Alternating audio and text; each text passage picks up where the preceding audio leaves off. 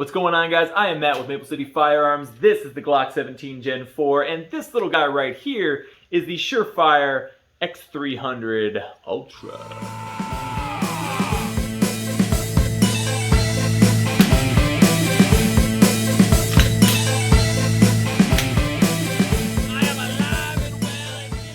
Okay guys, Glock 17 Gen 4 Surefire X300 Ultra, let's talk about them. They make a great team, and I'll talk more about that in just a minute.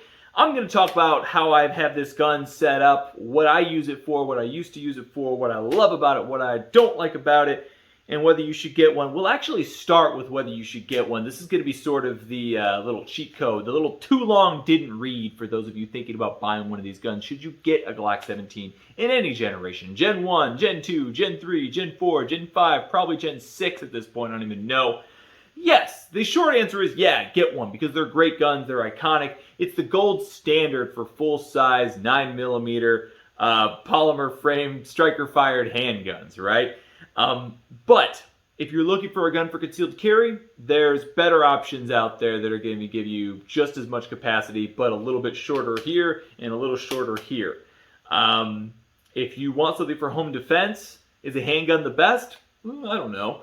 You make that determination for yourself and then maybe go get one of these because it's a hell of a good gun. If you just want it for shooting at the range or if it's going to be a duty gun or something, hell yeah. Glock 17 is fantastic. We all know that. And this is really not a review video. Again, this is sort of an overview of how I have this one set up. This is one of my oldest guns at this point in time. I didn't really realize that.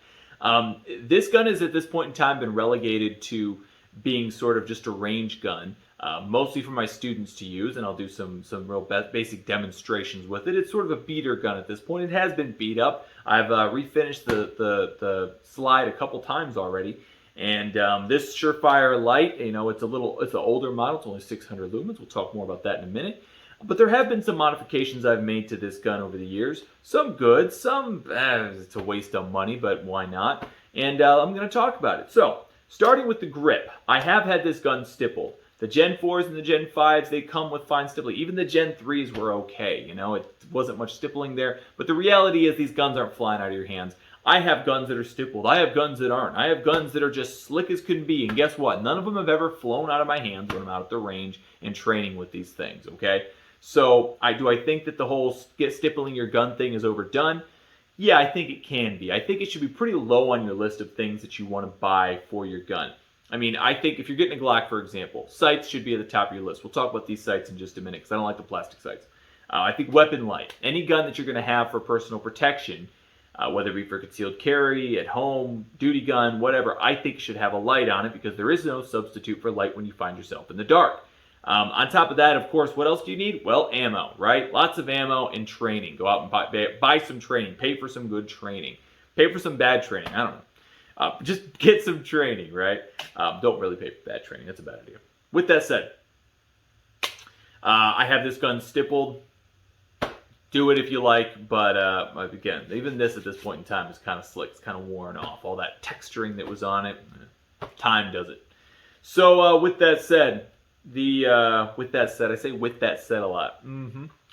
All right, magazine release. When they started doing the Gen 4s, one of the things that they did to beef it up, if you will, is they widened the magazine release button, which was a big deal for people like me with stubby little thumbs, right? Because we didn't have to break our grip completely to go ahead and get that magazine release. And what I've gone ahead and do one step further is I add on a slightly extended magazine release from a company called Tango Down, I believe. And it's got the Vickers name on it, the Larry Vickers company. So whatever, I don't know who makes it, but it's Larry Vickers Tango Down Glock magazine release thingy. Go ahead and Google that, see what pops up. And it's a inexpensive little upgrade. If you've got a good pair of needle nose pliers, you can go ahead and install that yourself. I think it's a good little upgrade. I don't think it's absolutely necessary. For example, if you're not having any issues there's nothing to fix. And this is the thing that I think a lot of people, myself included, sometimes do. We want to do add-ons to our guns, especially when you get into the ARs and stuff like that. People want to add stuff on, and they never really stop to ask themselves, why? Just because I can doesn't mean I need to. This isn't a problem, so it doesn't need a fix. If this is a problem for you, maybe it needs a fix, and I think this is a good option. I like it. It's rounded. It's not big, beefy, and squared out and everything. Some of them, they're extended to the point where it's like, I don't even see how that's easier. You got to have to reach out here and get the stinking thing. Another thing to keep in mind with extended magazine releases is that if you have a holster that isn't cut to work around the magazine release, then what can happen is it can actually press into it. So if you have an extended magazine release, the holster will actually engage it essentially, and so the magazine will fall out. Or even if it doesn't engage it just by putting the gun in there, what will happen is as the gun's in the holster, it can actually, if there's any inward pressure, it can actually go ahead and engage that. And again, it may not make your magazine fly out, but it will actually unseat it, and that really sucks if it's sitting there and then you pull your gun out to use it in a self-defense scenario, you pull the trigger and then boop, this little thing comes out. That's no bueno. So make sure that you're set up in a safe way, of course. Just something to look out for. So that's really all I do down here. None of the internals on this handgun have been changed. No new trigger, no new barrel, nothing. I keep it all stock on the inside. So up top, I already mentioned this, guys. I like new sights on Glocks. I don't like the plastic ones. When you start getting into one-handed manipulations, working malfunctions one-handed, you end up starting to need to use your belt line or your boot or a table or something like that. Empty magazine, so locked to the rear, right? And what can happen there is that if you have the plastic sights, they can break off on you, right? Another thing, though, to think about, and it's not just upgrading to metal sights, because they do make some Glock with metal sights, and that's great. It's a good thing for them to start adding on to guns, especially for people who can't afford to buy a $150 sights.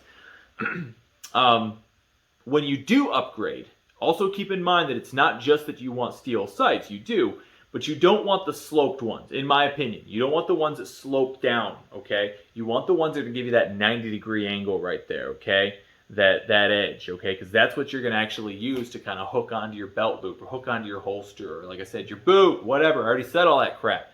And that's what's going to give you that traction to be able to do that. These are Trigicon whatever sights. I don't remember what they're called. They're Trigicon sights. These actually are night sights. They have tritium inserts. You can get night sights. You don't have to. Different schools of thought on that. Do some research. Figure out what you want to do. What I like about these, because they do shoot mostly in the day, of course, is that for the most part you have a blacked out rear, and then you've got a nice big bright front sight. Helps me find it real quick. You got that U-notch in the rear. The U-notch, I don't really know if that's a big advantage. I have some guns that have it, some guns that don't. I don't really know if there's a big difference, but I do find that's really easy for me to get on target real quickly with this one. And yeah, I like it. As you may have noticed, I've got this machined work on the top of the slide. Another one of those things, guys, that I'd like to sit here and tell you that this is really practical. It's the best thing I ever did to the gun and all that crap. I would never do it again. I thought it'd be a cool idea. I thought it looked kind of neat. And the idea here is that there is supposed to be some practical application here as well. It's supposed to be so that it gives you more traction. Again, I'm going to say it. Off your belt, off your pants, off your knee, off your big toe, off your friend's big toe. You could rack that thing on anything. The reality is, though, guys, it doesn't really help that much with that. And I don't know, maybe it looks cool, maybe it doesn't. It costs a little bit of money to get it machined and then re-cerakoted. And again, I'd never do it again. There's a reason all my guns aren't set up this way. Another cute little trick you can do. Did I say cute? I said cute. Another cute little trick you can do, guys, if you do want to add a little bit of traction to the top, just go ahead and put some grip tape up there, right? Skater tape. I always look around like, where are the things I'm talking about? If I prepared these videos in any way, shape, or form, maybe I'd have some grip tape here. I'd be like, look, grip tape. I don't, all right? There's a skateboard there. I could show you grip tape. Oh, man, I haven't used this one in a while. This is some wild grip tape. But that's grip tape, right? Anyway, anyone remember that skate shop? Probably not. Locals might. Anyhow, so you can go ahead and put a little piece of friction tape right on top there, and that can actually aid in being able to work it off of your knee and all that kind of stuff. Yeah, I'm going to start listing things you can rack your gun off of again. That'd be the 4th time. So that's what I've done to the Glock. Magazine extension from Arredondo on here, but I've got a million magazines. Some of them have magazine extensions, some of them don't. And yeah, so I will say, as far as magazine extensions go, get quality ones for sure. Make sure you read the reviews. But I don't mess around with magazine extensions on my carry guns or personal protection guns personally. For handguns, what I like to do is I like to keep them stock. Like for Glocks, I like to make sure they're Glock, mags, and I also Glock brand mags. And I also don't like to make any changes to them. I like to make sure they're fresh magazines. I like to make sure that I don't use them or just toss them in boxes of ammo with all the other stuff. I don't want them to be all dirty inside. I keep them clean because I like all my concealed carry stuff or all my personal protection stuff to be pristine. I'd hate to think that I'm going to have a malfunction. You're almost never going to have a malfunction on these guns, no matter how dirty they get. I know that. But I'd hate for there to be a malfunction in the one moment I really need the thing, due to me just being too lazy to clean it, or me wanting to get a fancy magazine extension on my gun, and then it binding up the spring or something inside and not working properly. The metaphor I always use is that the gun's the body, the ammunition's the blood, and the heart is the did I screw that up already? Yeah, the gun's the body, the ammunition's the blood, and the magazine is the heart that pumps the blood into the body, okay? That magazine has to be working properly. The gun will not work properly, okay? So if there's something hanging up that spring in there, if the spring's not powerful enough because you add that extension to it and now it doesn't have the same amount of tension or whatever the hell I'm trying to say, it's just not gonna work right, okay? So do your research, make sure you're being smart. It's fine for range toys, it's fine for competition, stuff that your life isn't depending on it, but me personally, I like to keep most stuff stock for personal protection stuff. Like I said with the gun itself, right? This gun right now is really just being used by my students or by me out at the range. I don't really use this for personal protection anymore. It's sort of been retired from that, if you will. But I don't change the internals on guns that I'm going to use for personal protection. I want all that stuff to just be stock. Anyway, let's talk about the light a little bit here. Why do I like the Surefire X300 Ultra? So I like the functionality of it. I like that it's bright. I like that it's durable. And I like that it's made in America and all that crap, okay? So I'm not going to talk too much about it, guys. You probably already know. These lights have been out for a while. They have had a few different iterations. The Surefire X300 Ultra particularly, I think originally was 600 lumens. As a matter of fact, I think this is one of the older ones. This one's only 600 lumens. And the newer ones, I believe, are 1,000 lumens. Don't quote me on that. I know. It wouldn't have killed me to do a little bit of research before I did this video, but it might have, and I'm not going to risk it. So this one is a 600 lumen one. Another thing to look for, guys, is that they come in, so it is the X300U-A is this one. There is a -B as well. That really just has to do with the mounting system. I have a -B somewhere. But again, I would have had to prepare that ahead of time and have it right here so I could show you. Why would I do that? So, this one is just you pull down these two tabs and you take it off or on, right? So it's a sort of a quick detach option, whereas the B model, it actually screws in. That's a little bit more secure, I'd say. The other thing to look for, this is another little tip for you guys. If you're looking to get a Surefire X300 Ultra and you want to get a holster for your setup, which why wouldn't you?